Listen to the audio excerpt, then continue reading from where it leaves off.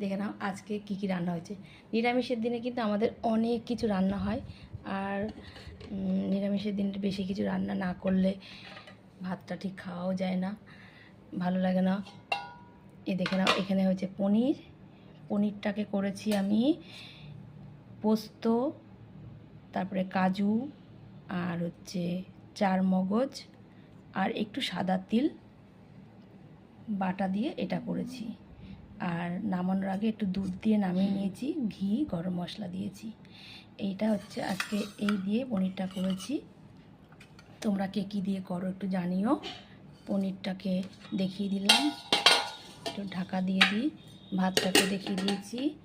আর এইটা করেছি সব রকম সবজি ভাজা, বিনস, গাজর, লাউয়ের ব্যাটলা, লাউয়ের খোসা যেটাকে বলে, কাঁচা লঙ্কা, এইসব দিয়ে একটা ভাজা করেছি।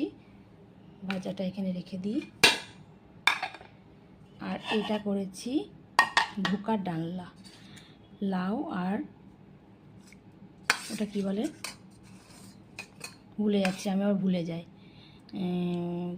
লাউ দিয়ে করেছি, আলু, আর হচ্ছে একদম ভুলে গেছি কি, এই ডালের বড়াটা করেছি একদম কাঁচা, মানে এটা ভেজে নিয়ে নিই, ঝোলের মধ্যে দিয়ে কাঁচা কাঁচা ধোকার ডালনা করেছি। ঝিঙেটার কথা ভুলে যাচ্ছিলাম। ঝিঙে, আলু আর লাউ, মানে গরমেই ঠান্ডা ঠান্ডা এই সবজিগুলো দিয়ে করেছি এই কাঁচা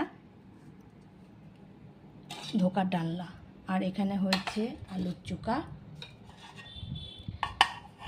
চোখা নিরামিষ, একদম নিরামিষ করে কাঁচা লঙ্কার আদা দিয়ে করা আলুর চোখা হয়েছে। আর হচ্ছে এটা সকালে রুটির তরকারি, পটল আলুর তরকারি, এটাও ভাতের সাথে হয়ে যাবে আমাদের খাওয়া। আর এটা কি দেখি, এটা বেগুন, মানে বেগুনটা এইভাবে ভেজেছি নিম পাতা দিয়ে খাওয়ার জন্য। এটা কিন্তু গরমের সবচেয়ে সেরা খাবার, নিম বেগুন ভাজা। এটা নিম বেগুন ভাজা খাবো, নিম পাতা গুঁড়ো করা আছে। আর এখানে নিয়েছি শসা, আর এই একটু কুলের চাটনি, মানে কুলের আচার, এটা চাটনি না কুলের আচার, যেহেতু চাটনি করিনি তার জন্য। এই হচ্ছে আমাদের আজকের মেনু। তোমরা কে কী করেছো অবশ্যই জানিও। আর যদি ভালো লাগে একটা লাইক করে দিও। সবাই খুব ভালো থেকো, সুস্থ থেকো, সাবধানে থেকো।